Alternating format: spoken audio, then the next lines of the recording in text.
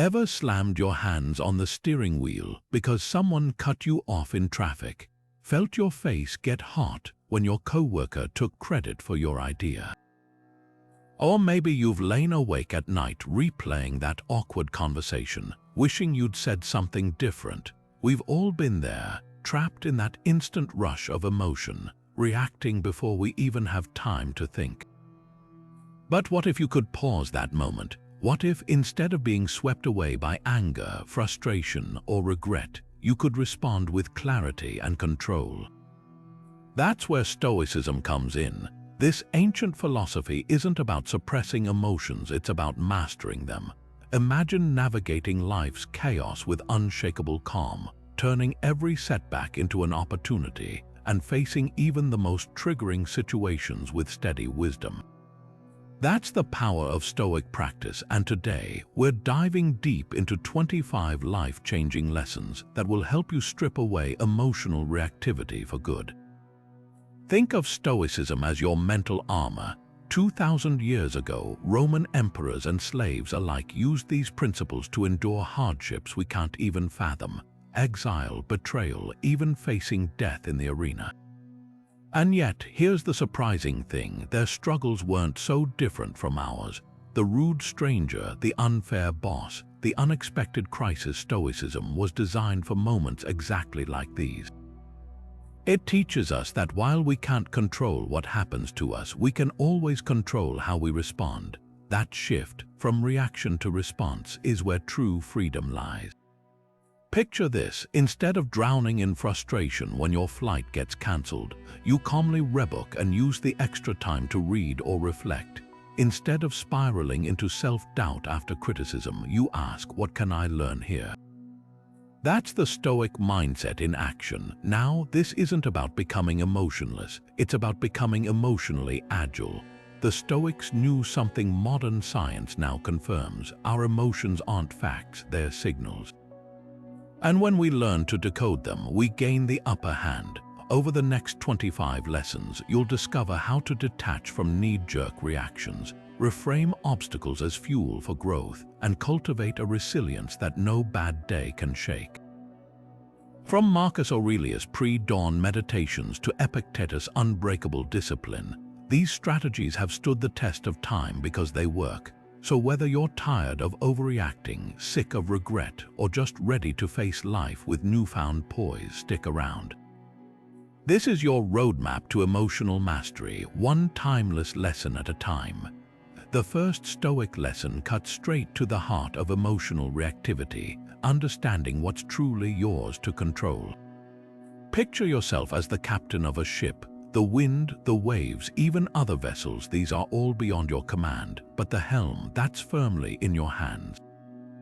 This is Epictetus' Dichotomy of Control in action. The ancient philosopher drew a radical line between two realms: the things we govern, our choices, our efforts, our judgments, and everything else, from traffic jams to rude comments to whether our boss appreciates our work. Here's the life-changing implication: frustration doesn't come from external events themselves, but from our stubborn insistence that they should conform to our wishes. Take a mundane example: you're stuck in a long grocery line.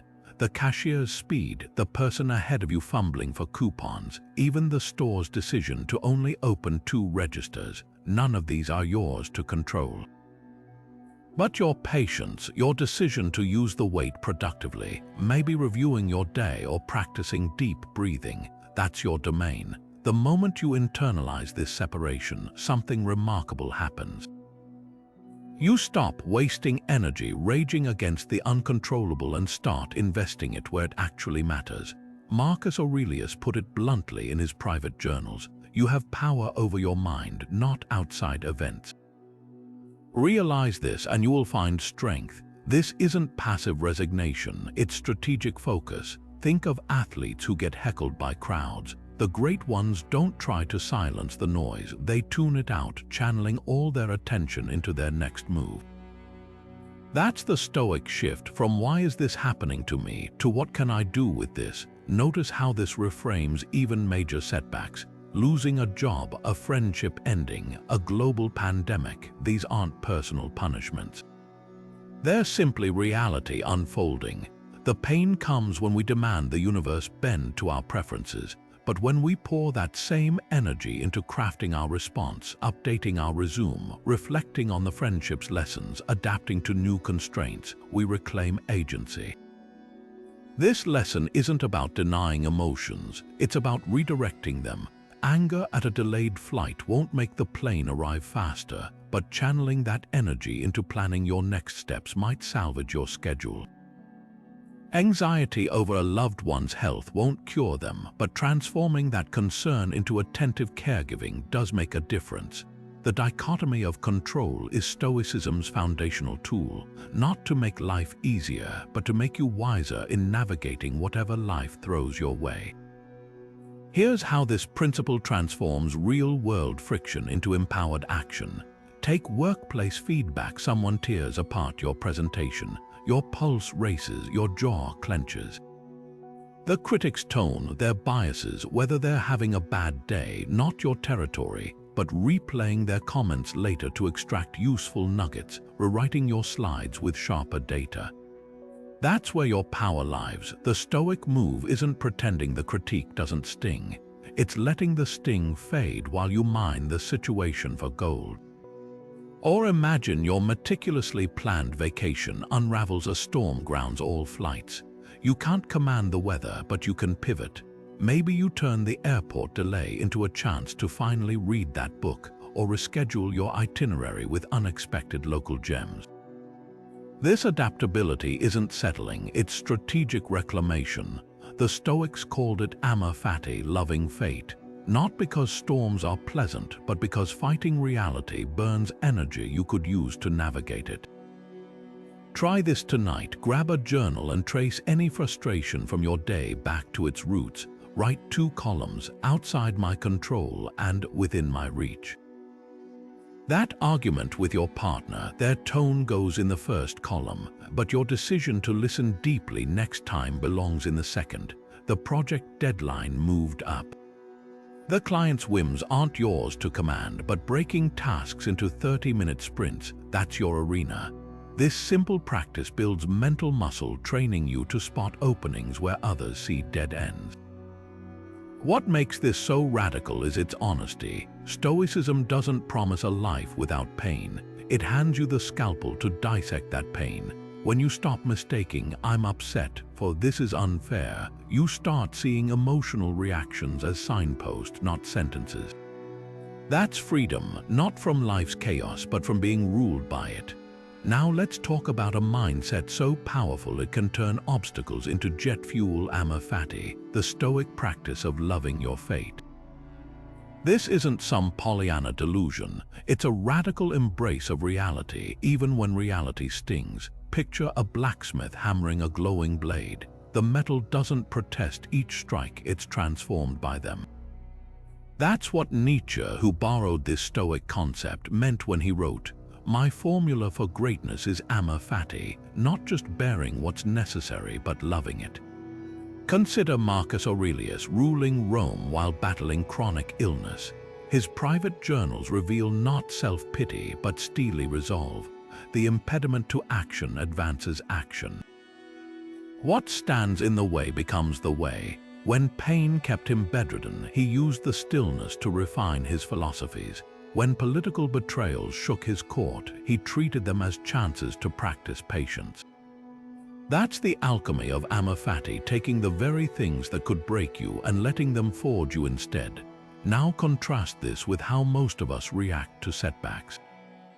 A project collapses and we spiral into, "Why does this always happen to me?" A relationship ends and we wage war against the past, replaying, "If only," like a broken record. But resistance doesn't rewrite history, it just drains today's energy. The Stoic asks a different question: how does this help me grow? Take the modern example of a failed startup.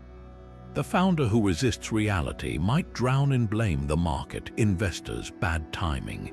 But the one practicing Amor Fati dissects the failure for lessons. spotting gaps in their original model or discovering unexpected skills built in the struggle. Both founders faced the same collapse, but only the second walks away stronger. Here's the psychological magic at work. Acceptance isn't surrender, it's the pivot point for action. When you stop fighting what is, you start seeing what's possible. Imagine two people stuck in the same traffic jam. One white knuckles the wheel, muttering about wasted time. The other pops on a podcast they've been meaning to hear, or uses the stillness to mentally outline their next project. Same gridlock, vastly different experiences. This lesson isn't about slapping a smile on misfortune.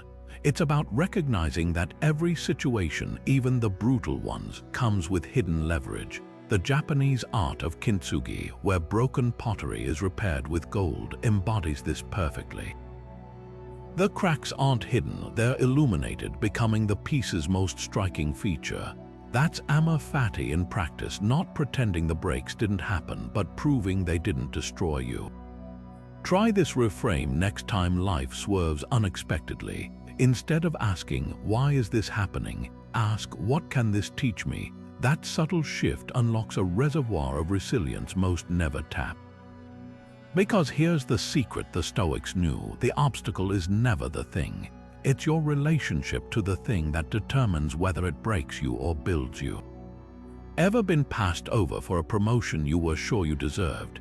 That sinking feeling when someone else's name gets called instead of yours, it's like a punch to the gut.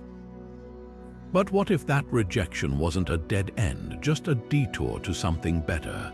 Stoics call this turning the obstacle upside down, and it's not about sugarcoating disappointment.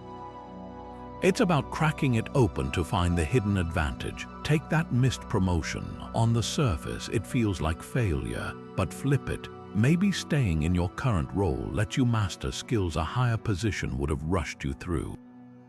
Or perhaps it's the wake-up call to build connections outside your department, turning coffee chats into a networking strategy. The person who got the job. They could become an unexpected mentor, or their struggles in the role might reveal it wasn't your fit after all. The Stoic move here isn't pretending you're thrilled, it's asking, "What can I mine from this situation that I'd otherwise miss?" Now apply this to heartbreak. A breakup shatters routines, but it also clears space. Those evenings once spent compromising on takeout choices, now they're yours to finally take that cooking class, join a hiking group, or learn guitar. The emotional weight, it becomes emotional strength when you channel it into journaling or therapy. What feels like an ending is often raw material for rebuilding something sturdier. Here's a practical exercise straight from the Stoics, the Alchemy Journal. Grab a notebook and pick a past hardship, anything from a job loss to a friendship fallout. Now write 3 ways it secretly helped you, not in a vague "what doesn't kill you" way, but with concrete specifics. That layoff forced you to freelance, uncovering a talent for consulting. The blown-out knee sidelined your marathon training but introduced you to swimming, now your lifelong stress reliever. This isn't denial, it's discovery. Marcus Aurelius modeled this daily. Facing betrayal from allies, he'd note, "They've shown me who not to trust." That's valuable intel, whether disrupting his travel plans. An extra day to refine that new decree. Even his chronic pain got reframed. "It reminds me my mind's strength isn't tied to my body's limits." Try this today with a minor irritation. Stuck in a rainstorm without an umbrella? Perfect, you get to practice embracing discomfort. A cancelled meeting frees up an hour. That's 60 minutes to tackle that side project. The magic happens when you stop seeing life's hiccups as interruptions and start treating them as invitations to pivot. Because here's the truth: obstacles don't block the path, they are the path. Every setback hands you a chisel. You can either resent it for breaking your statue or use it to carve a masterpiece. That's Stoic alchemy, transforming leaden moments into golden opportunities, not by ignoring their weight, but by wielding it to build something unshakable. Picture standing on stage moments before giving a big presentation. Your pulse races, palms sweat, mind spiraling through every possible disaster. What if you forget your line? What if the projector fails? Here's the counterintuitive Stoic secret. Lean into those fears, not to torment yourself, but to disarm them. This is Premeditatio Malorum, Seneca's practice of premeditating evils. By deliberately visualizing worst-case scenarios, you drain them of their power to shock you when they happen. Modern psychology backs this up. Exposure therapy, where patients gradually confront feared situations, rewires anxious brains by proving the feared outcome is survivable. Soldiers train for battlefield chaos through simulations. Firefighters drill for infernos. Stoicism applies the same principle to daily life. When you mentally rehearse losing your job, you're not inviting disaster, you're building emotional calluses. That way, if it happens, you've already walked through the steps, updating your resume, trimming expenses, tapping your network. The crisis becomes manageable instead of catastrophic. But there's a crucial distinction. Stoics emphasize this isn't obsessive doom-scrolling. The goal isn't to dwell on misery, but to rehearse resourcefulness. Imagine your car breaks down in rush hour. The pessimist fixates on frustration, while the Stoic visualizes calmly calling roadside assistance, then using the wait to return overdue emails. One mindset amplifies suffering, the other prepares for action. Take criticism. Most of us dread it, avoiding feedback like emotional landmines. But try this. Tonight, spend 5 minutes imagining your colleague shredding your latest project. Feel the initial sting, then visualize yourself pausing, breathing, before asking, what specific changes would improve this? By pre-scripting your response, you transform a potential meltdown into a constructive conversation. Seneca tested this daily. As one of Rome's wealthiest men, he'd periodically practice poverty, sleeping on the floor, wearing rough clothes, eating simple meals. Not because he expected ruin, but to prove to himself that comfort was optional. When Nero eventually seized his fortune, Seneca reportedly quipped, "Is this all?" That's the power of negative visualization. It turns the unknown into the familiar, shrinking monsters back to their true size. The key is balance. Ancient Stoics warned against tipping into paranoia. This exercise is a vaccine, not an infection. Limit it to a few minutes daily, always concluding with your action plan. Visualize the layoff, then immediately note your marketable skills. Picture the argument, then rehearse your calm reply. Like a fire drill, it's only useful if it leads to preparedness, not panic. Try tonight's Stoic journal prompt. What's one thing I fear losing? How would I adapt if it vanished tomorrow? Write not just the loss, but your first 3 steps forward. That gap between what if and I can is where resilience is born. Because when you've already weathered storms in your mind, real rain just makes you stronger. Standing on a crowded subway, sweating through your shirt as someone steps on your foot, it's easy to feel like this moment is everything. But what if you could float up through the ceiling above the city until the entire planet comes into view? Those towering skyscrapers shrink to specks, the honking traffic vanishes into silence, and your cramped irritation suddenly seems small. That's the essence of Marcus Aurelius' view from above, a mental shift so profound it can dissolve pettiness on contact. The Roman emperor would close his eyes and visualize himself rising until he saw Earth as a mere speck in the vastness.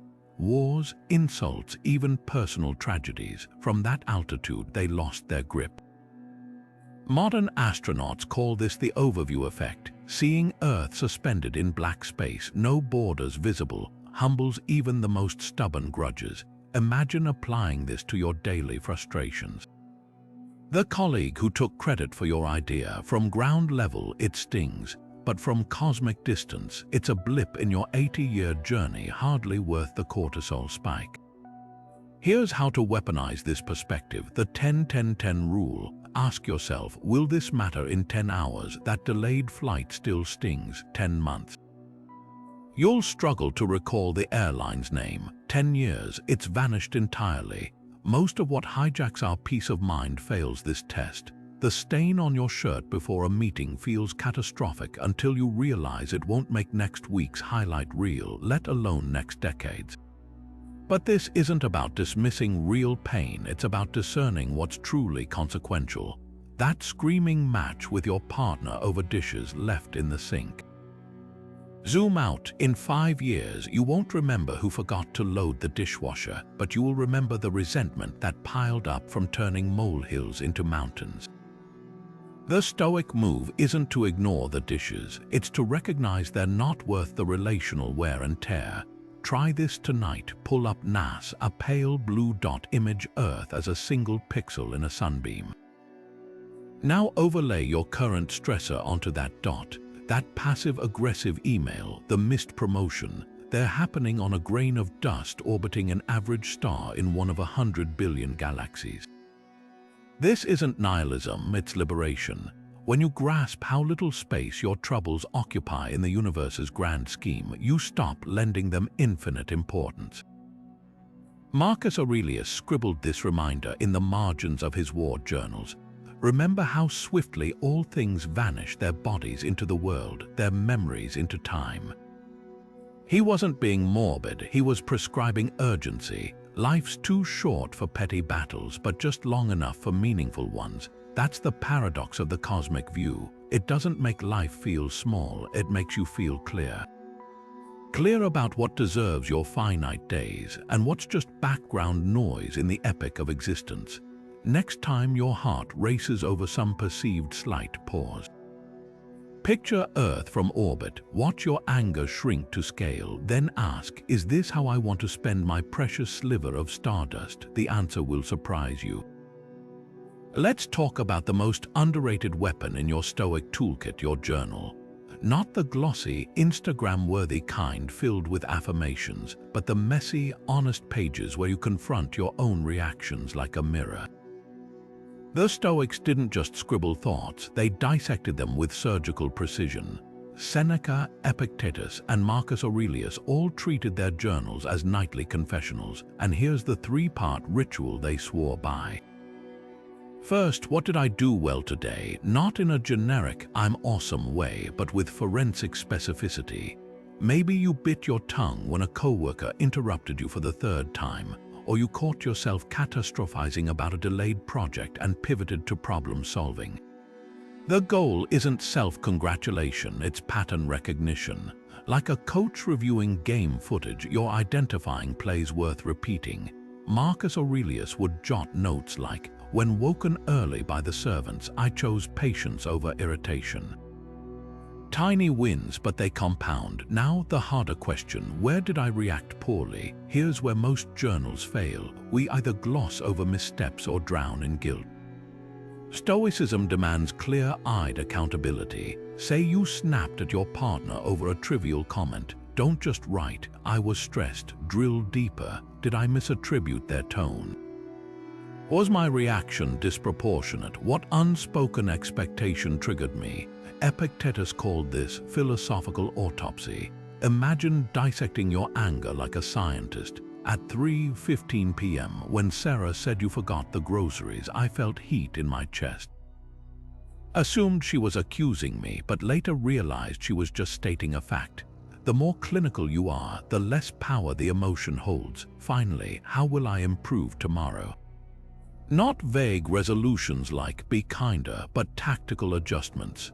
When I feel my jaw clench during criticism, I'll ask, can you rephrase that instead of retaliating? Or if traffic spikes my cortisol, I'll use the red lights to practice box breathing. This turns reflection into a blueprint. Seneca would end entries with tomorrow I will, followed by one executable step.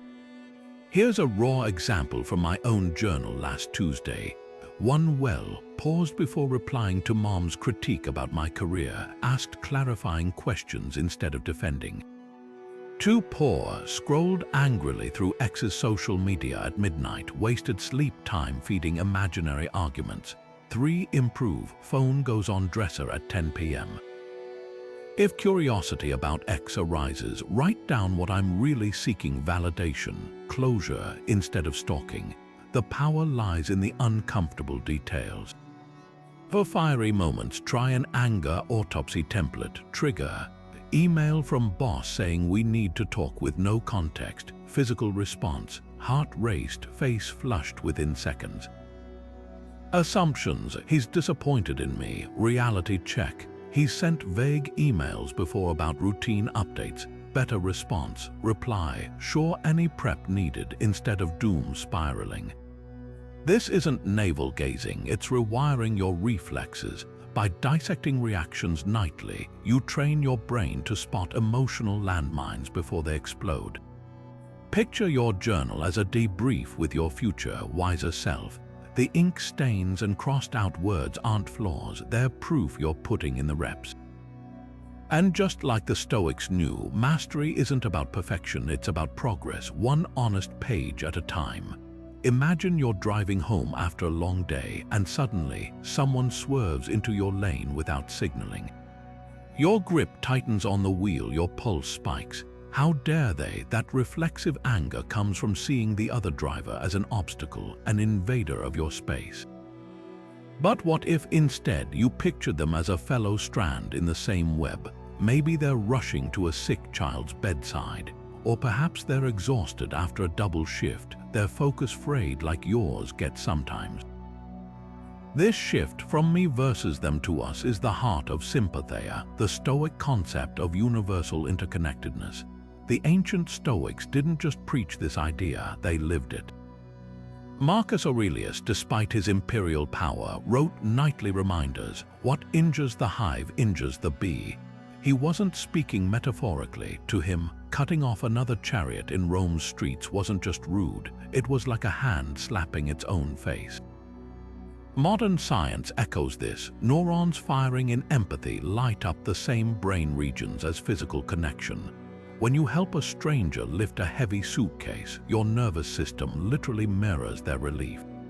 This mindset transforms everyday friction. That coworker who always steals your lunch spot in the fridge, view them through Sympatheia and suddenly they're not a villain, just another human juggling hunger and deadlines.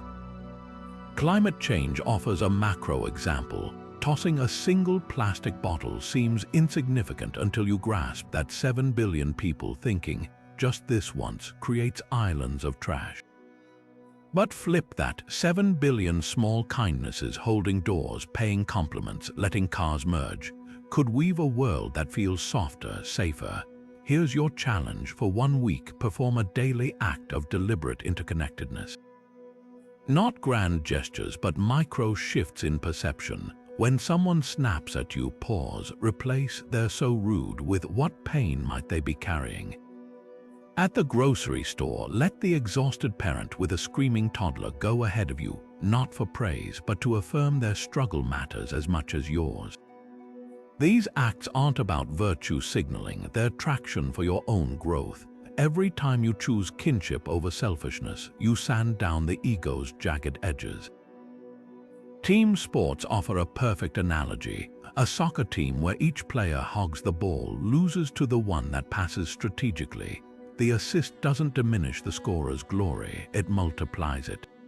Sympatheia is recognizing we're all on the same team, even when life wears no jerseys. Your irritation at the slow barista, it melts when you notice their name tag says trainee. They're learning just like you once were. The twist: this practice benefits you most. Research shows altruism reduces stress and boosts longevity more effectively than diet or exercise. By seeing others as extensions of yourself, you dissolve the illusion of separation that fuels loneliness.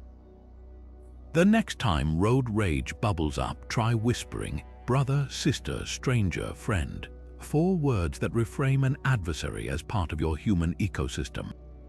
Because the Stoics were right, we're not isolated drops in the ocean. We are the ocean in countless temporary forms, each ripple touching another.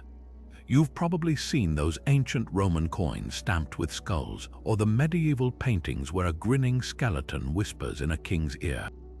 At first glance, Memento Mori, Latin for remember you must die, seems macabre. But what if this stark reminder wasn't about fear but freedom? The Stoics weren't obsessed with death, they were obsessed with life. Seneca put it bluntly: You act like mortals in all you fear and immortals in all you desire. We sweat the small stuff as if we'll live forever, yet postpone what matters most as if time's endless. That's the paradox Memento Mori shatters. Picture this: you're handed a terminal diagnosis with 1 month left. Suddenly, that feud with your neighbor over the property line feels absurd. The hours lost doom-scrolling social media, unthinkable. Yet here's the truth: you have that diagnosis. We all do. The only variable is the timeline. The Stoic exercise isn't about dwelling on decay. It's about burning away trivialities to reveal what's elemental. When Steve Jobs told Stanford graduates, "Death is life's change agent," he was channeling this exact idea, that remembering our expiration date is the ultimate prioritization tool. Modern culture treats death like a glitch, something to be avoided in conversation, smoothed over with euphemisms or defeated with anti-aging serums. But the Stoics leaned in. Marcus Aurelius wrote his meditations not from a palace throne but from war camps surrounded by plague and battle. His reminder: you could leave life right now. Let that determine what you do and say and think. That urgency isn't morbid, it's catalytic. Imagine applying this filter daily. If this were my last year, would I spend it resentful over a snub from my boss? If this were my last week, would I waste it binge-watching shows I don't even enjoy? Here's how this plays out practically. That project you've been procrastinating because you're afraid it won't be perfect. Death doesn't care about perfect, it cares about done. The grudge you've nursed for years because they don't deserve forgiveness. Holding onto it is like drinking poison and waiting for the other person to die. Memento Mori whispers, let it go. You don't have infinite tomorrows to waste on yesterday's wounds. The twist: this practice doesn't shrink your life, it expands it. Studies show people who contemplate mortality regularly make bolder choices, deepen relationships, and savor mundane moments more intensely. It's why the Japanese practice Mono no Aware, the bittersweet awareness of life's transience, makes cherry blossoms more beautiful, not more depressing. That rush of gratitude when your kid hugs you for no reason, that's Memento Mori in action, the visceral understanding that this moment won't last, so you better damn well notice it. Try this tonight. Write 2 lists, one titled "If I Live Forever," filled with things you'd procrastinate: learning Italian, reconciling with your sister, launching that side hustle. The other titled "If I Die Tomorrow," what you'd cram into these final hours: calling your parents, eating your favorite meal, telling your partner you love them. Now here's the Stoic kicker: live as if the second list is the only one that's real, because it is. The clock's ticking, but that's not a tragedy. It's the rocket fuel for a life without regrets. Here's something that sounds backward but works like a secret superpower: making yourself slightly uncomfortable on purpose. The Stoics didn't just tolerate hardship, they scheduled it. Seneca, rolling in Roman wealth, would intentionally wear threadbare clothes and sleep on a thin mat. Epictetus, born enslaved, took it further: endure hunger, but not to show off. To know that even in poverty you're still free. This wasn't self-punishment, it was stress inoculation. Like a vaccine introduces a tiny dose of a virus to build immunity, voluntary discomfort trains you to handle life's bigger shocks with grace. Fast forward to today and our struggles look different, but the principle holds. Try turning off your phone for an hour while waiting in line. Notice the itch to reach for it, the anxiety of missing out. That's your brain's comfort addiction talking. Or take cold showers, not the brutal 5-minute kind that make you miserable, but 30 seconds at the end of your usual rinse. That initial gasp, it's your body learning that discomfort isn't an emergency. Studies back this up. People who practice minor discomforts, like sleeping on a firmer mattress or walking instead of driving short distances, report higher baseline gratitude. When you've chosen to feel the cold, the warmth of your coffee tastes richer. When you've resisted the dopamine hit of scrolling, a real conversation feels electric. But here's the line Stoics drew clearly: this isn't about glorifying pain. Sleeping on the floor to prove you're tough, that's ego. Doing it to prove you don't need a 1200 thread count sheet to be at peace. That's wisdom. Modern research on anti-fragility echoes this. Systems and people grow stronger when exposed to manageable stress. Muscles need resistance to grow, so does resilience. Think of it like a fire drill. You don't set your office ablaze to prepare for emergencies, you simulate smoke to practice calm. Same with Stoic discomfort. Skipping dessert once a week isn't starvation. It's remembering that joy isn't dependent on sugar. Leaving your coat at home on a brisk walk isn't recklessness. It's proving to yourself that minor chills won't break you. For a real-world test run, try this tonight. Eat your next meal without distractions. No TV, no phone. Just you and the flavors. At first, it feels strange, almost frustrating. But soon, you'll notice the crunch of vegetables you usually inhale mindlessly, the way spices bloom on your tongue. That's the paradox. By removing comforts, you uncover deeper sources of richness. The Stoics knew it 2,000 years ago, and science confirms it now. The more you choose to meet discomfort, the less it controls you when it arrives uninvited. Because here's the truth no one tells you: comfort is a cage with velvet bars. The ability to endure minor inconveniences, delayed meals, dropped Wi-Fi, awkward silences, isn't just about surviving hard times. It's about fully inhabiting the good ones. When you've gone without, ordinary moments, a warm bed, a hot meal, become extraordinary gifts. That's the real aim of voluntary discomfort, not to punish the body but to awaken the mind. Here's a thought experiment that changes everything. Imagine your mind as a courtroom. Every impression, every thought that enters stands before the judge. That's you waiting for a verdict. Will you gavel down, guilty of being terrible, the second something uncomfortable happens, or will you demand evidence first? This is Stoicism's discipline of assent, the practice of pausing before endorsing any thought as truth. Take that moment when your boss walks right past you without acknowledging your greeting. Your instant internal narrative might scream, "She hates my work." But the discipline of assent interrupts that knee-jerk verdict. Instead, it examines the facts. She was holding a stack of reports and heading into a meeting. Possible alternative explanation: she's distracted, not dismissive. This isn't positive thinking, it's accurate thinking.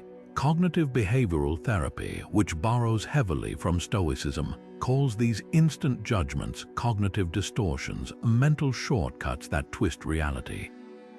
Catastrophizing: this mistake will get me fired. Mind reading: they're all laughing at me. And personalization: the rain ruined my day. As if weather targets you personally, are all classic distortions the Stoics warned against 2,000 years before psychologists named them. Here's how to put this into practice today. When a stressful thought arises, hit mental pause and dissect it like a scientist. 1. Identify the trigger. My partner didn't text back all day. 2. Note your raw interpretation. They're ignoring me because I annoyed them last night. 3. Challenge with alternate explanations. Could they be in back-to-back meetings? Did their phone die? 4. Decide what to endorse instead of "this is abandonment." Try "this is uncertainty. I'll ask gently tonight." Epictetus, who taught this technique to his students, compared the mind to a fortress. Impression: they insulted you. Add "that's their opinion. It says nothing about my worth." He wasn't suggesting you ignore real harm, but refusing to let others' actions define your inner state. Modern studies on emotional regulation show why this works. The 6-second pause between stimulus and response is where wisdom lives. That tiny window lets you upgrade from "this is awful" to "this is challenging," a shift that turns panic into problem solving. Try role-playing with a friend. Have them deliver a neutral statement like "your presentation had issues," and practice responding not with defensiveness, "they think I'm incompetent," but with curiosity. What specific areas need improvement? This rewires your brain's threat detection system. Navy SEAL use similar drills, exposing themselves to simulated stressors until their baseline response changes from danger to data. The magic lies in recognizing that thoughts are visitors, not homeowners. You wouldn't let a stranger off the street rearrange your furniture, so why let an unchallenged thought redecorate your mind? Next time anxiety whispers disaster ahead, demand its credentials. Ask, what's the actual evidence? What's a more measured take? That's the discipline of assent, not blind optimism, but clear-eyed stewardship of your inner narrative. Because when you control what you endorse, you control how you experience life itself. Ever notice how your breath changes when you're stressed? Short, shallow gulps of air, like you're trying to outrun a threat. Now imagine having a reset button for those moments. The Stoics did. They called it prosauch, the art of attention through breath. Picture a Roman philosopher like Epictetus pausing mid-debate to take 3 deliberate inhales, using his diaphragm like an anchor. Fast forward 2,000 years and you'll find Navy SEAL using the same technique under gunfire.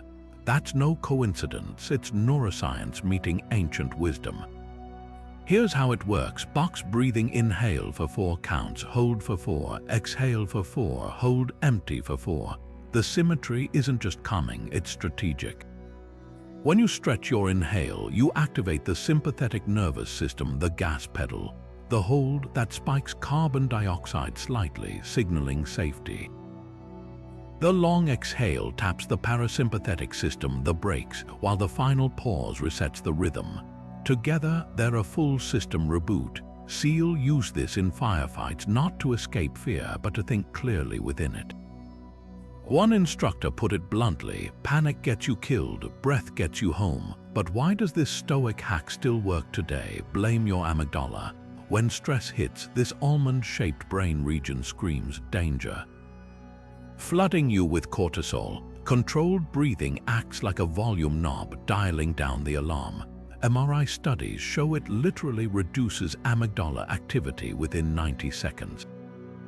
The Stoics didn't have brain scans, but they knew the effect. Seneca wrote of checking the breath to check the temper, while Marcus Aurelius described morning rituals of stealing the breath before meeting the day's chaos. Let's try it right now. 60 seconds to rewire your response to stress. 1. Sit upright, hand on belly to feel it rise. 2. Inhale deeply through your nose. 1, 2, 3, 4. Your diaphragm should drop, not your shoulders lift. 3. Hold 1, 2, 3, 4. Notice any tension. That's your body storing stress. 4. Exhale slowly through pursed lips. 1, 2, 3, 4. Imagine releasing steam from a valve. 5. Hold empty. 1, 2, 3, 4. This is the Stoic pause, the moment before choosing your reaction. Repeat for 5 cycles. Feels different, doesn't it? That's your vagus nerve, the body's chill-out cable getting stimulated. Ancient warriors used this before battle. Modern CEOs use it before boardrooms. The magic isn't in eliminating stress, but in creating space between stimulus and response, what psychologist Viktor Frankl called the last of human freedoms. For high-stakes situations, tweak the ratios. Surgeons prepping for complex operations often use 4-7-8, inhale 4, hold 7, exhale 8 to deepen focus. Nighttime anxiety, try physiological sighing, 2 quick inhales through the nose followed by a long exhale. It's like hitting Control-Alt-Delete for your nervous system.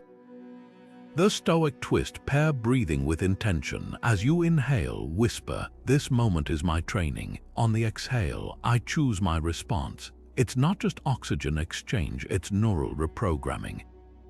Because when you master the breath, you master the mind. And when you master the mind, no emotion can master you. There's a peculiar power in silence, one that most of us underestimate until we see it wielded masterfully. Picture this: it's ancient Rome, and Cato the Younger, Stoicism's iron-willed poster child, is walking through the forum when a political rival starts hurling insults. The crowd tenses, waiting for the legendary orator to dismantle his opponent with words. But Cato, he keeps walking, not a glance, not a flinch. The insults hang in the air like smoke with no fire to feed them. Later, when asked why he didn't retaliate, he shrugs. When no one reacts, the drama dies. That's the art of non-reaction, not weakness, but a deliberate refusal to hand over your peace. Modern culture celebrates the clapback. The sharper, the snarkier, the better. Social media turns every slight into a public fencing match where the loudest voice wins. But Stoics understood something neuroscience now confirms. Emotional reactivity is contagious, while silence is a circuit breaker. When you engage, you validate the provocation. When you don't, you reveal its emptiness. Think of a toddler throwing a tantrum for attention. Respond, and you teach them screaming works. Stay calmly uninterested, and they learn it's wasted energy. The same applies to grown-up provocations. That coworker who mutters, "Must be nice to leave early every day," when they see you packing up. A clapback like, "Must be miserable counting everyone else's hours," might feel satisfying, but it escalates the conflict. Now you're both embroiled in a feud that drains mental real estate for days. Instead, try the Stoic sidestep: acknowledge without amplifying. A simple, "happy to discuss my schedule if you have concerns," neutralizes the dig while leaving no hooks for drama. Or that backhanded compliment, "You're so brave to wear that at your age." Rather than firing back, respond as if they meant it sincerely. Thanks, comfort beats conformity any day. It's not passive, it's strategic. Like a judo master using an opponent's momentum against them, you let the pettiness crash into indifference. Here's the psychological jiu-jitsu at play. Insults derive power from the reaction they provoke. Strip that away and they're just noise. Marcus Aurelius practiced this daily, writing, "The best revenge is to be unlike your enemy." When someone tries to yank you into their storm, staying dry isn't just self-preservation, it's a masterclass in emotional jiu-jitsu. Because silence isn't empty, it's full of everything you didn't say. Imagine walking into a job interview with your palms sweating, your mind racing through every possible way it could go wrong. What if you stumble over the technical questions? What if they don't like your presentation? But here's the Stoic twist: your worth isn't determined by whether you get the offer. The only question that truly matters is, did you show up as your best self? That's the essence of focusing on virtue over outcomes, a mindset shift that turns anxiety into empowerment. The Stoics built their entire philosophy on 4 cardinal virtues: wisdom, courage, justice, and temperance. These weren't abstract ideals, they were daily practice. Wisdom means preparing thoroughly, studying the company's history, anticipating tough questions, and knowing your strengths. Courage is walking into that room despite your nerves, speaking clearly even when your voice wants to shake. Justice, that's treating the interviewer with respect, not flattering them dishonestly just to land the job. And temperance, it's resisting the urge to dominate the conversation or exaggerate your skills, staying balanced and authentic. Now here's the liberating part: you can't control whether they hire you. Maybe they already have an internal candidate. Maybe the CEO's nephew applied. But you can control whether you leave knowing you acted with integrity. Marcus Aurelius called this the dichotomy of control on steroids. It's not just accepting what's outside your power, it's redefining success itself. The opinion of 10,000 people is irrelevant if I didn't act rightly. He wrote, "Think of it like a chef crafting a perfect dish. They control the quality of ingredients, the precision of the cook, the care in plating. But whether the customer prefers spicy or mild, that's not their domain. A Stoic chef's measure isn't empty plates, it's the pride in knowing they cook to their standards." Same with your interview. Your report card isn't the hiring manager's decision, but your ability to look in the mirror afterward and say, "I was fully present. I was honest, I gave it my all." This reframes rejection entirely. Instead of "I failed," it becomes "I honored my values, their choice is just data." One tech founder I know keeps a post-interview ritual. Before checking for updates, she writes down 3 ways she stayed true to her principles during the meeting. Sometimes she gets the job, sometimes she doesn't, but she never walks away doubting her worth. Try this today. Pick any high-stakes situation, a hard conversation, a creative project, even a first date. Define what the 4 virtues would look like there. Wisdom might mean researching their interests beforehand. Courage could be speaking your truth even if it's uncomfortable. Justice, listening as much as you talk. Temperance, not oversharing to fill silences. When you shift focus from outcomes to virtue, every experience becomes a chance to refine your character. And that's something no rejection can ever take from you. Here's an ancient emperor's trick for handling insults that still works shockingly well today: the hour rule. Picture Hadrian, ruler of Rome's vast empire, fuming over some provincial governor's disrespect. His first impulse: draft a scathing letter stripping the man of his post. But instead of sending it, he'd wait, sometimes an hour, sometimes a day, long enough for the heat to fade. Then, with clear eyes, he'd read it again and toss it into the fire. That pause between provocation and action, that's the Stoic superpower we've forgotten in our age of instant reactions. Modern neuroscience explains why this works. When someone cuts you off in traffic or your sibling makes that exhausting comment at dinner, your amygdala, the brain's alarm system, floods your body with cortisol and adrenaline. It's a biological hijacking designed for literal life or death situations. But here's the catch: it takes roughly 60 minutes for those chemicals to fully metabolize. Hit send on that angry text at minute 5 and you're not you. You're a biochemical puppet. Wait until minute 65 and suddenly the urgent reply feels unnecessary, even petty. Try this digital age twist on Hadrian's ritual. Next time you're boiling over, open your notes app and vomit every unfiltered thought onto the screen. Call them every name in the book, point out their hypocrisy in all caps, then, and this is crucial, close the draft, set a timer, take a walk, do 10 push-ups or brew tea. When the hour's up, reopen that note. You'll likely find 2 things. First, the intensity has dimmed, and second, the perfect comeback now feels childish. That's not weakness, it's wisdom reclaiming the driver's seat from emotion. Studies on effective forecasting reveal we're terrible at predicting how we'll feel about future events. In the heat of the moment, we're certain we'll never get over a betrayal. Fast forward 6 months, and we struggle to recall why it felt so catastrophic. The Stoic pause leverages this quirk of psychology. It's a forcing function that lets your future clarity edit your present rage. For high-stakes conflicts, scale the pause.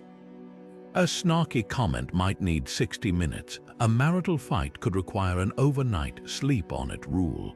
The key is creating a buffer between trigger and action, long enough for your prefrontal cortex, the brain's CEO, to weigh in. Like wine, initial reactions often taste bitter until they breathe. Hadrian's burned letters weren't just about avoiding regret, they were training for sovereignty. Every time he chose not to react on impulse, he reinforced a neural pathway that said, "I decide when and how I engage." That's the real gift of the hour rule, not just dodging unnecessary battles, but rewiring your brain to remember that silence, too, is a form of power. And in a world addicted to instant reactions, that's the rarest kind of strength. Ever catch yourself muttering, "They're so inconsiderate," when someone cuts in line, or "My boss is just power hungry," after a tough meeting? Those snap judgments come so naturally we hardly notice them. But here's what most people miss: every judgment is a missed opportunity for understanding. The Stoics practiced something radical, turning condemnation into curiosity. Instead of "they're wrong," they asked, "what unseen story might explain this?" It's the difference between reacting to surface behavior and responding to the full human behind it. Think of a hospital emergency room. When a patient arrives screaming in pain, doctors don't scold them for being loud, they triage. They ask, "Where does it hurt?" before diagnosing. That screaming isn't the problem, it's a symptom of something deeper. Now imagine applying that same diagnostic mindset to daily frustrations.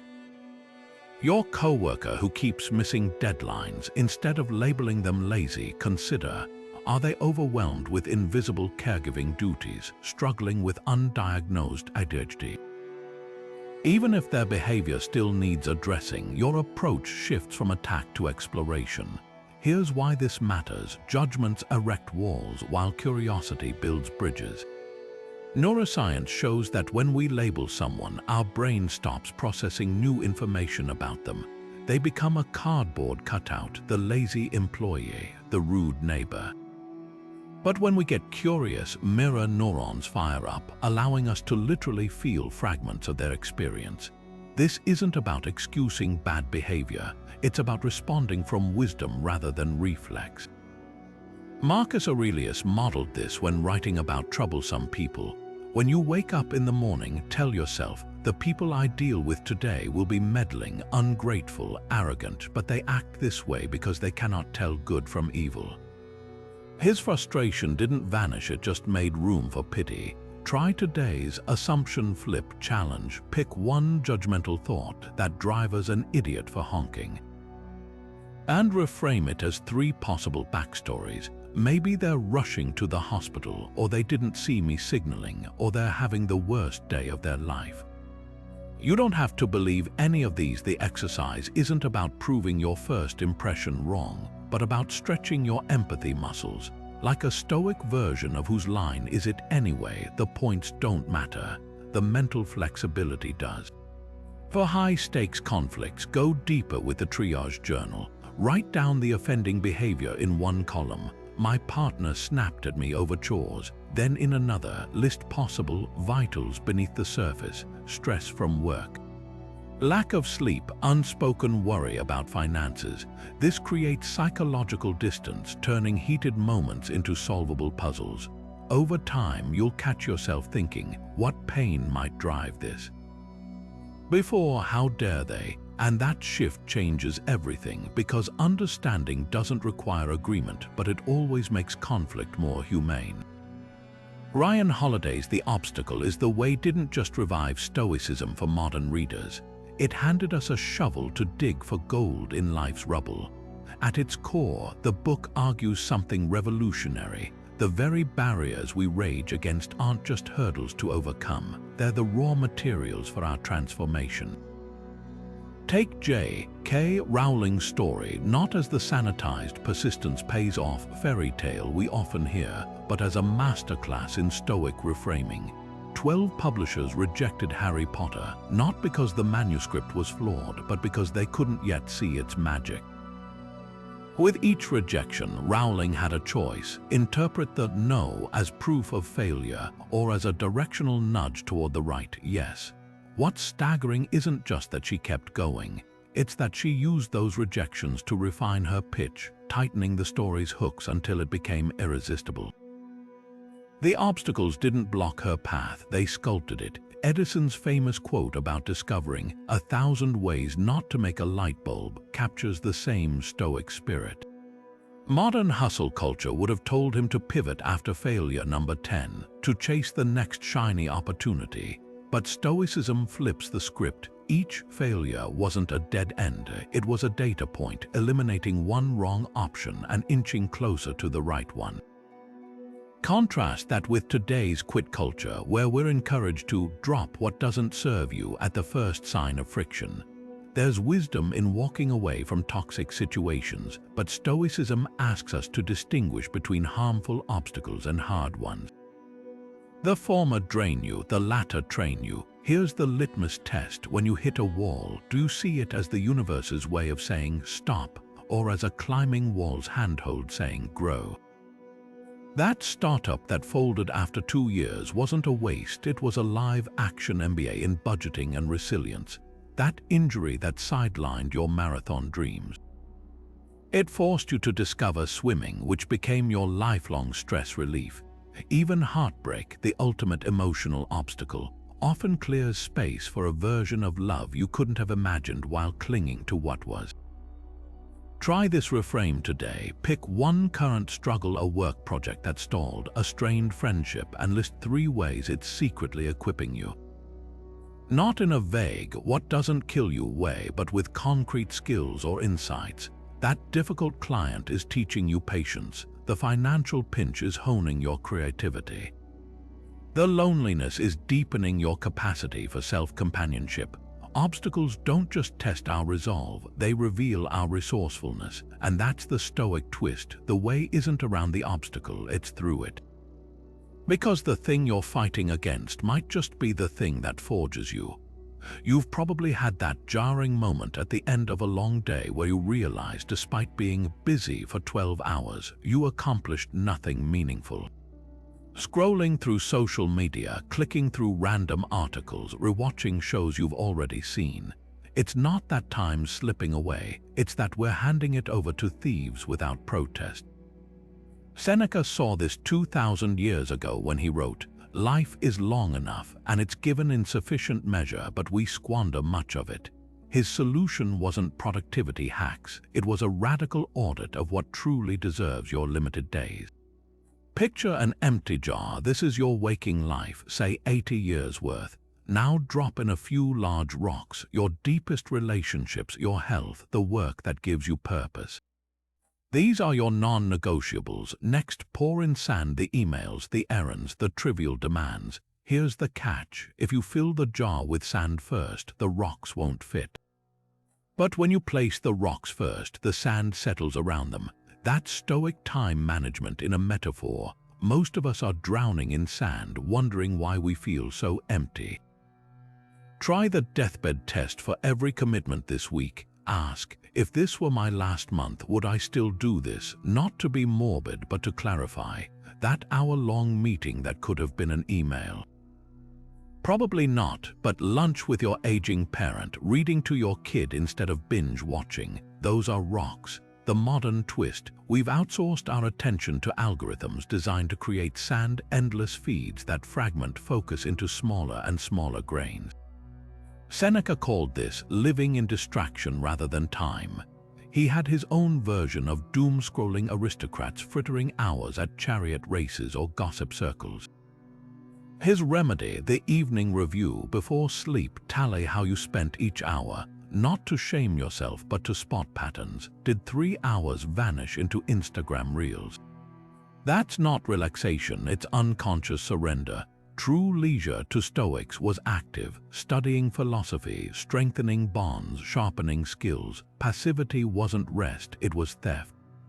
Here's a practical sieve to separate rocks from sand. The 3-question filter for any activity. Ask 1. Does this align with my core values? If not, why is it on your calendar? 2.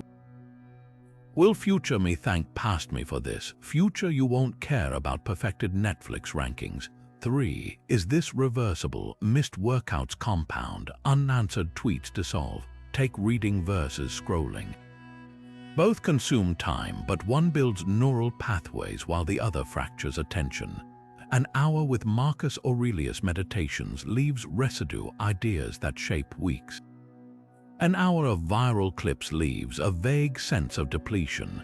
That's Seneca's point. Life feels short because we've confused movement with progress. The clock ticks equally for everyone. What differs is what we trade for those ticks. So tonight, try this. Open your calendar and highlight every rock in green, every sand in yellow. The goal isn't to eliminate sand entirely, life requires admin, but to ensure your rocks always get placed first. Because when death finally shakes your jar, what will remain aren't the grains that slipped through, but the weight of what you chose to hold. Betrayal cuts deeper than most wounds because it arrives disguised as trust. That colleague who shared your confidential ideas with the boss, the partner who broke promises they swore to keep, these aren't just disappointments, they're seismic shifts in how you see the world. But here's what Stoicism teaches that most miss. Your pain doesn't come from their betrayal, but from the assumptions you layered over their humanity. Epictetus, born enslaved and no stranger to treachery, put it bluntly, when you trust someone, write their faults in sand and their virtues in marble. Not because people won't fail you, but because preparing for that possibility lets you engage without shattering when they do. Consider Nelson Mandela's approach after 27 years in prison. He didn't emerge pretending his jailers were misunderstood saints. He saw their cruelty with crystal clarity, yet he chose to work with former oppressors to rebuild South Africa. That wasn't weakness, it was strategic detachment. Stoics call this the reserve clause, entering any relationship or agreement with the unspoken addendum, if nothing interferes. You marry someone if life doesn't change you both. You trust a business partner if their character holds. This isn't cynicism, it's psychological armor.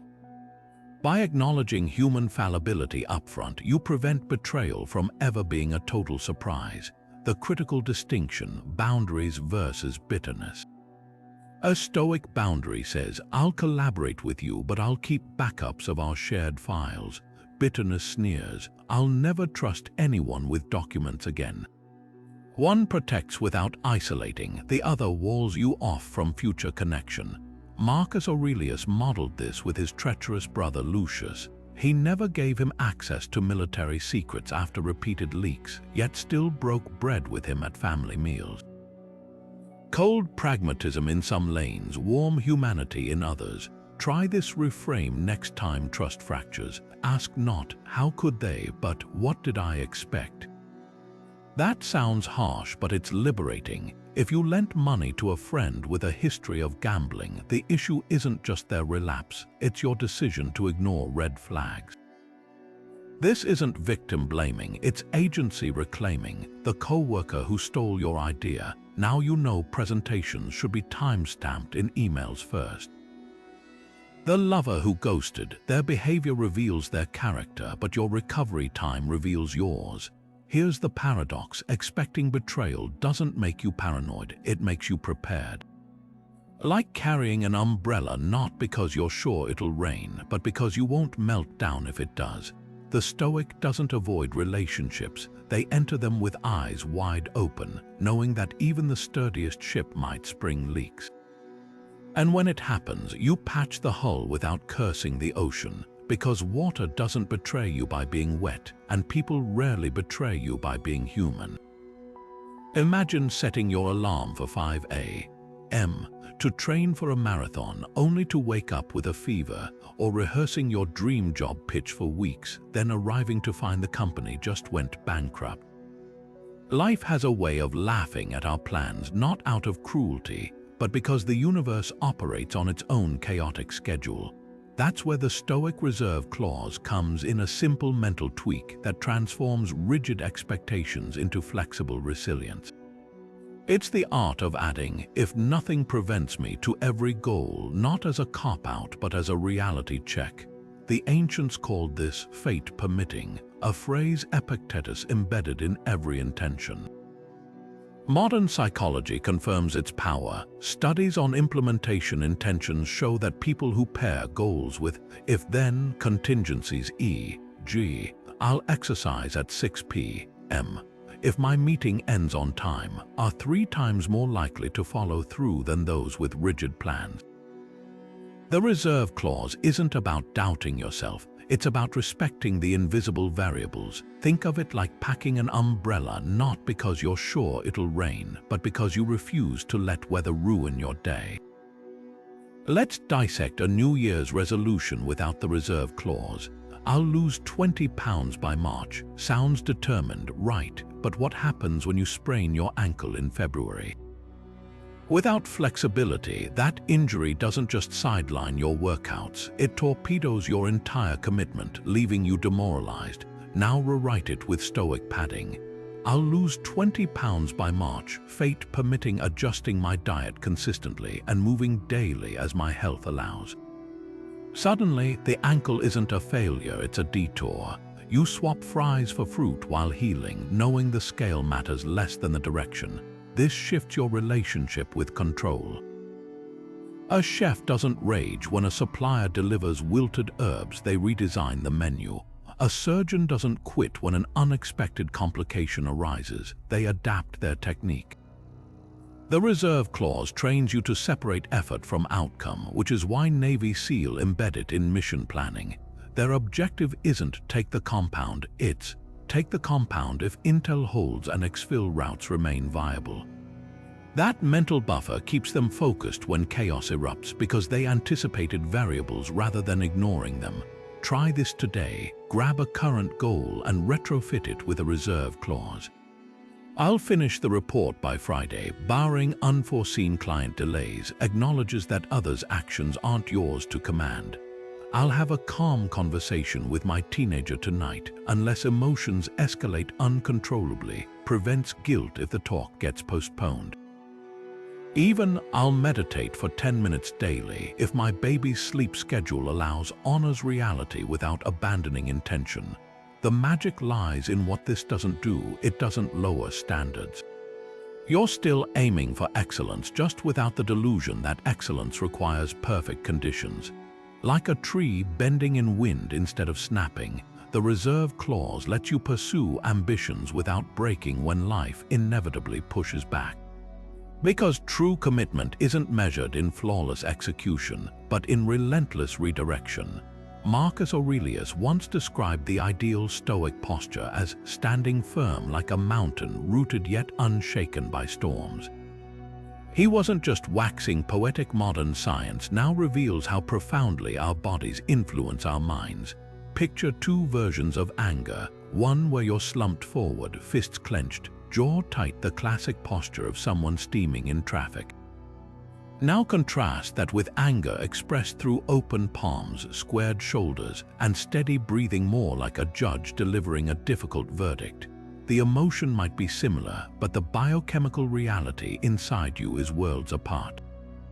Harvard researcher Amy Cuddy's famous TED Talk exposed this mind-body feedback loop. Holding power poses for just 2 minutes lowers cortisol, the stress hormone, by 25% while boosting testosterone, the confidence chemical, by 15%. The Stoics intuited this 2 millennia earlier. When Marcus wrote in his private journals about planting oneself like a rock, he was prescribing physical anchors for emotional turbulence. Your body doesn't just reflect your mental state, it steers it. A clenched fist signals threat to your nervous system, triggering more aggression. An open palm signals safety, dialing down defensive reactions. Try this Stoic power stance next time stress hits. Feet shoulder width apart, weight evenly distributed as if roots extend into the earth. Shoulders rolled back not to dominate but to create space for deep breaths. Hands relaxed at your sides or resting lightly on a surface. No crossed arms or white-knuckled grips. Hold for 90 seconds while mentally repeating an ancient mantra like "This too shall pass" or "I govern only my response." It's not about suppressing emotion, it's about sculpting its expression so it serves rather than sabotages you. Watch toddlers throwing tantrums. They instinctively crumple to the floor, contracting every muscle. Now observe martial arts masters. Even in combat, their movements remain expansive, balanced, efficient. Stoic posture borrows from both extremes, acknowledging inner storms while refusing to let them warp your outer frame. Because here's the secret your biology already knows. You can't slump your way to serenity or hunch your way to wisdom. But you can stand like the mountain, not because the winds won't howl, but because you've practiced remaining upright through every gale. Imagine discovering you've been robbed of 600 hours, that's 25 entire days, only to realize you handed over the keys yourself. Seneca's brutal wisdom on the shortness of life cuts deep. You don't lose time, you give it away. He wasn't just poetizing, he was auditing. Picture your last month. How many hours evaporated scrolling through arguments you'd never remember? How many evenings dissolved into reruns of shows you didn't even enjoy? Now imagine Marie Curie in her dim Paris lab, radioactive materials burning her fingers as she logged data through tuberculosis coughs. Same 24-hour days, radically different currencies. She wasn't gifted more time, she refused to gift hers away. Modern life specializes in time laundering. We trade hours for trivial dopamine hits without even signing the receipt. Social media feuds, office gossip marathons, binge-watching seasons we've already seen. These aren't leisure, they're leaks. Seneca called it living in distraction rather than time. The math is merciless. Complain for just 20 minutes daily, and you've surrendered 10 full hours a month to pessimism. Spend 30 minutes each morning debating what to wear, and that's another 15 hours gone before spring. These micro leaks add up to emotional bankruptcy, but here's the flip side. Tiny deposits compound too. Curie's daily 2-hour research sessions, often stolen between diaper changes and supper, built the foundation for 2 Nobel Prizes. Beethoven composed his 9th symphony while deaf by carving 90 focused minutes each dawn. The Stoic secret isn't time management, it's time sovereignty. Every hour is a trade. The question is, are you swapping yours for drama or legacy? Take Seneca's hourly order challenge for 3 days. Set a phone timer to buzz every 60 minutes. When it vibrates, ask, did I just spend this hour or invest it? No guilt, just awareness. You'll start spotting patterns fast. That 20-minute vent session with coworkers. It could have been a walk refining your next big idea. The 45 minutes lost doom scrolling before bed, enough to journal tomorrow's priorities or sketch a prototype. The real wealth gap isn't between millionaires and billionaires, it's between those who treat time as currency and those who treat it as confetti. When you grasp that every "I don't have time" really means it's not a priority, life sharpens into focus. Because legacy isn't built in grand gestures, but in salvaged fragments, the extra 10 minutes reading instead of reacting, the early morning used to create rather than consume. Stop chasing time, start choosing what's worthy of it. Picture 2 friends at a coffee shop. One leans in, eyes wide, whispering the latest office scandal. The other listens, then pivots to dissecting a coworker's flaws. Now imagine a different pair. One shares a struggle with self-doubt, and instead of offering quick fixes, the other simply says, "That sounds heavy. Tell me more." The first duo trades in gossip, the currency of shallow connection. The second, that's virtue friendship, the Stoic gold standard for relationships that don't just fill time but fortify character. Marcus Aurelius had a ruthless filter for his inner circle. Ask yourself about everyone you meet, what does this person actually value? Not are they entertaining or do they boost my status, but does their presence make me sharper, kinder, more resilient? Ancient Stoics divided friendships into 3 tiers, those based on pleasure, happy hour buddies, utility, networking contacts, and virtue, the rare few who challenge you to live by principle. Pleasure friendships evaporate when the wine stops flowing. Utility friendships fade when the job changes. But virtue friendships, they're root systems, anchoring you through storms because they're built on mutual growth, not mutual convenience. Here's how to spot the difference. After time with a gossip buddy, you feel drained, buzzing with other people's drama. After a virtue friendship, you feel clear, like someone's held up a mirror to your blind spots without shattering your confidence. Epictetus warned, "You become who you spend time with. Choose companions who will infect you with excellence, not excuses." That doesn't mean cutting off struggling friends. It means reframing support. When a virtue friend vents, you don't jump to, "Here's how to fix it," because unsolicited advice often masks discomfort with emotion. Instead, you practice active non-fixing responses like, "That sounds exhausting. What do you need most right now?" This creates space for them to uncover their own wisdom. Try this role play today. Next time someone shares a problem, ban the phrase, "You should," for 24 hours. Replace it with, "What feels like the next right step to you?" Or, "How can I best support you in this?" Suddenly, conversations deepen from transactional advice swaps to collaborative excavations. That's the Stoic secret virtue. Friendships aren't about having all the answers. They're about asking the right questions so others can find the answers within themselves.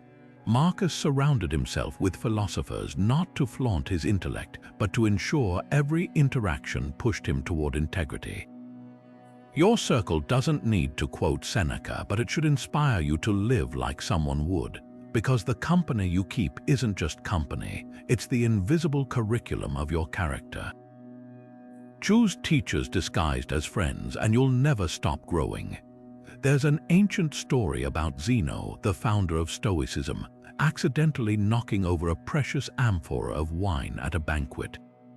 What he did next became the gold standard for apologies. No dramatic groveling, no defensive, but you shouldn't have left it there, just 3 clean steps. First, he bowed and said, "I acknowledge this was my carelessness." Second, he offered no justification, not the slippery floor, not the servant who bumped him. Third, he immediately signaled a plan. "I'll send 2 replacements from my personal cellar by dawn." No theatrics, just ownership. That's the Stoic apology, not a weapon to silence conflict, but a tool to restore trust through radical accountability. Modern culture has twisted apologies into something else entirely. The corporate "I'm sorry you felt that way" implies the listener's emotions are the glitch, not the speaker's actions. The foxpology, mistakes were made, hides who made them behind passive voice. Even our personal relationships get clogged with defensive add-ons. "I snapped, but I've been under so much stress." Stoics cut through this fog with surgical precision because they recognize that every excuse dilutes responsibility, and diluted responsibility corrodes character. Science confirms the power of this approach. When researchers analyzed malpractice lawsuits, they found something startling. Surgeons who used Zeno's 3-step method. "I acknowledge the error. Here's exactly how it happened. This is how we'll prevent recurrence," faced 60% fewer lawsuits than those who dodged blame. Patients didn't expect perfection. They craved honesty paired with a concrete plan. The same principle applies when you forget a friend's birthday or miss a work deadline. A Stoic apology doesn't grovel, it elevates. Try reframing your next apology with this template. 1. I recognize that specific action and it caused specific impact. No vague "if I offended anyone, name the harm." 2. There's no justification for this. Silence the inner lawyer listing mitigating circumstances. 3. Here's how I'll make it right. Actionable steps. Repair isn't abstract, it's logistical. Notice what's missing, the word, but the moment you say, "I'm sorry I yelled, but you weren't listening," you've revoked the apology. Stoicism teaches that you can't control others' actions, only your own. So even if the other person shares blame, your apology addresses your slice of the fault. That's why Marcus Aurelius wrote, "The best revenge is to be unlike the one who harmed you." When someone else acts poorly, that's their mess to clean. When you act poorly, own it with the clarity of Zeno's shattered amphora, because broken trust, like broken pottery, can only be mended when both hands commit to the repair. Diogenes, the philosopher who lived in a barrel, once shocked Alexander the Great by asking him to step aside. He was blocking the sunlight. When the most powerful man on earth offered him anything he desired, Diogenes simply replied, "I need nothing." That wasn't poverty, it was freedom. The Stoics didn't scorn wealth, they scorned dependence on it. Their definition of true riches, not an overflowing bank account, but a life where your happiness isn't held hostage by external things. Seneca, one of Rome's wealthiest men, put it bluntly, "It is not the man who has too little, but the man who craves more that is poor." Modern culture sells us a lie. That fulfillment lies just one purchase away. The new car will finally make you respected. The bigger house will cement your success. Yet study after study shows that once basic needs are met, extra wealth does shockingly little for long-term happiness. Here's where Stoicism flips the script. It asks you to conduct a ruthless audit of what you actually need versus what you've been trained to want. Picture a minimalist flowchart with 2 questions. 1. Does this serve a vital function for my survival or well-being? Food, shelter, healthcare, yes. The third pair of designer sneakers, no. 2. If I lost this tomorrow, would my core happiness remain intact? Your morning coffee ritual might bring joy, but your self-worth shouldn't shatter with a broken espresso machine. Warren Buffett, worth over $100 billion, still lives in the same modest Omaha house he bought in 1958. $31,000, his breakfast often costs less than $4. When asked why he doesn't upgrade, he shrugged, "How many houses can I live in at once?" That's Stoic wealth mindset in action, recognizing that after a certain point, luxury isn't about comfort but about feeding an insatiable ego. The billionaire who flies private isn't saving time, he's paying a premium to never sit next to ordinary people. Try this experiment for 1 month. Track every purchase with a need or want label. Then go deeper. Ask, what void am I trying to fill? That impulse buy after a bad day isn't about the product. It's about self-medicating stress with retail therapy. The Stoic alternative: build internal resources, meditation to process emotions, exercise to burn off tension, creative projects to channel energy, so you're not outsourcing your peace to a shopping cart. The twist: needing little doesn't mean having little. It means knowing the difference between using money and serving it. The Stoic millionaire enjoys fine wine but can savor tap water just as deeply. She owns a beautiful home but wouldn't crumble if it burned down because her sense of self isn't plastered into the walls. That's the real wealth, not in your possession but in your indifference to possessing. When you define riches by what you can walk away from, you're no longer a hostage to fortune, you're free. You finally get that promotion you've been chasing for years, the corner office, the salary bump, the respect. For a week you're floating, then something shifts, the thrill dulls. That shiny new title starts feeling like just another line on your email signature. Suddenly, you're eyeing the VP roll across the hall with the same restless hunger. Welcome to hedonic adaptation, the brain's cruel trick of turning extraordinary into ordinary before the confetti's even swept away. The Stoics saw this coming 2,000 years ago.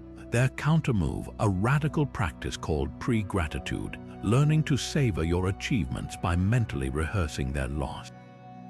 Take Seneca's infamous windfall drills. As one of Rome's wealthiest men, he'd periodically strip his mansion of luxuries, dismissing servants, eating simple meals, sleeping on the floor, while whispering to himself, "This is what it would be like."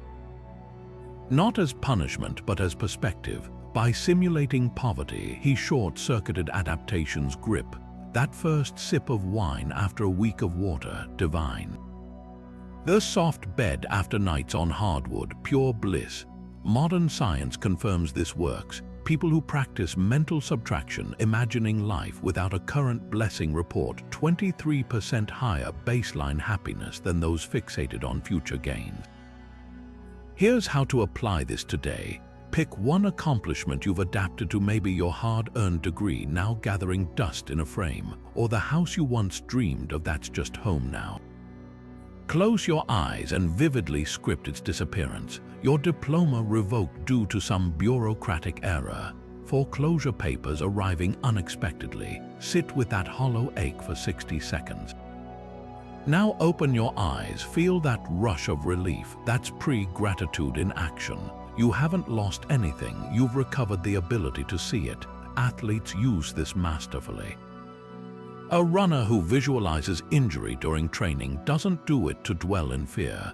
They do it to reignite gratitude for each pain-free stride. A CEO who mentally rehearses bankruptcy isn't inviting disaster, they're inoculating against complacency.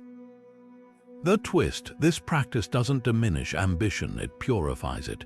When you stop taking your current plateau for granted, you chase the next peak not from emptiness but from grounded appreciation. Try tonight's Stoic success audit. 1. List 3 wins you've adapted to: that job, that relationship, that health milestone. 2. For each, write, "If I lost this tomorrow," and detail the first 48 hours without it. 3. Seal the paper in an envelope labeled "Open when you feel stuck." Because here's the truth no one tells you: hedonic adaptation isn't your enemy, it's your teacher. The thrill fades not to taunt you, but to remind you joy isn't found in collecting trophies, but in relearning how to see them. And sometimes you need to imagine the glass shattered to remember how badly you once longed for even a sip of water. Your alarm blares at 6 a.m. What happens next sets the tone for your entire day. Most people reach for their phones instantly, flooding their sleep-fogged brains with emails, headlines, and social media chaos. But imagine a different start, 5 minutes that don't just prepare you for the day, but transform how you meet it. This is the Stoic morning ritual, not another productivity hack, but a deliberate rewiring of your attention from reactive to sovereign. Begin with gratitude, not the vague, "I'm thankful for life" kind, but a surgical spotlight on specifics. The Stoics called this premeditation of blessings. Before your feet hit the floor, name 3 concrete gifts: the warmth of your blanket, the fact your joints don't ache when you rise, the quiet before the world wakes. Neuroscience confirms this primes your brain for abundance. MRI scans show daily gratitude practice thickens the prefrontal cortex, the region responsible for emotional regulation. Contrast this with checking emails first thing. Your boss's urgent request instantly hijacks your nervous system, dumping cortisol into your bloodstream before you've even brushed your teeth. Gratitude isn't fluff, it's armor. Next, forecast the day's challenges like a general surveying a battlefield. Marcus Aurelius wrote his meditations at dawn for this exact purpose, not to dwell on worst-case scenarios, but to rehearse his responses.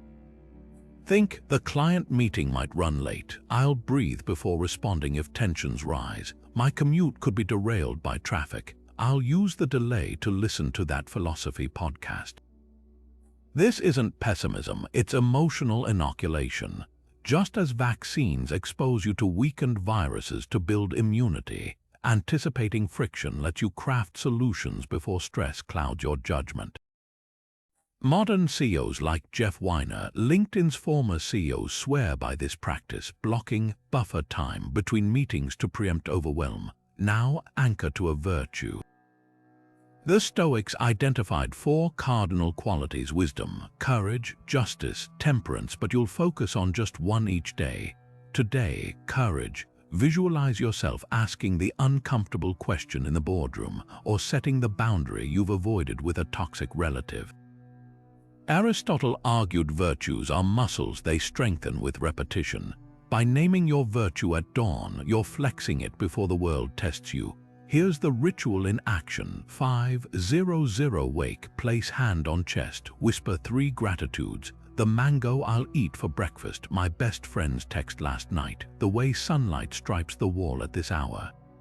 5:02 Scan today's calendar, noting potential friction points. The 2 p.m. budget talk could get heated, I'll pause before rebutting. 5:04 Choose your virtue. Today, I practice justice, I'll credit my teammate's idea in the presentation. For the final minute, sync your breathing to this sunrise meditation track. Inhale as the sun crests, exhale as waves retreat. The Stoics practiced Sympatheia, the unity of all things, by aligning their rhythms with nature's. Your phone can wait, those emails, they'll still be there, but this dawn ritual, it's the forge where you shape the unshakable core no externals can fracture. Because how you start your morning isn't just about today, it's about who you're becoming with every sunrise you meet like a Stoic. We've covered 25 powerful Stoic lessons, but if you take away just 3, let these be your anchors. First, the dichotomy of control. That moment when frustration bubbles up because traffic isn't moving or your coworker interrupts you yet again, pause and draw the line. Ask yourself, is this within my power to change? If not, redirect that energy to what you can influence: your breath, your focus, your next move. This single filter saves more wasted energy than any productivity hack. Second, Amor Fati, the love of fate. The project that collapsed, the relationship that ended, the plan that unraveled. These aren't setbacks, they're the raw material for your reinvention. Like a sculptor finding the statue hidden in the marble, your job isn't to rage against the block, but to chisel with it. And third, Premeditatio Malorum, the premeditation of adversity. Visualize the worst, not to dwell in fear, but to drain it of its power. That speech you're nervous about, picture the mic cutting out, then yourself laughing and continuing without missing a beat. When you've rehearsed resilience, surprises lose their sting. Now, here's your challenge for the next 7 days. Pick one of these lessons each morning and wear it like armor. Day 1, practice the dichotomy of control by categorizing every irritation into mine or not mine. Day 2, whisper Amor Fati when something goes wrong and hunt for the hidden advantage.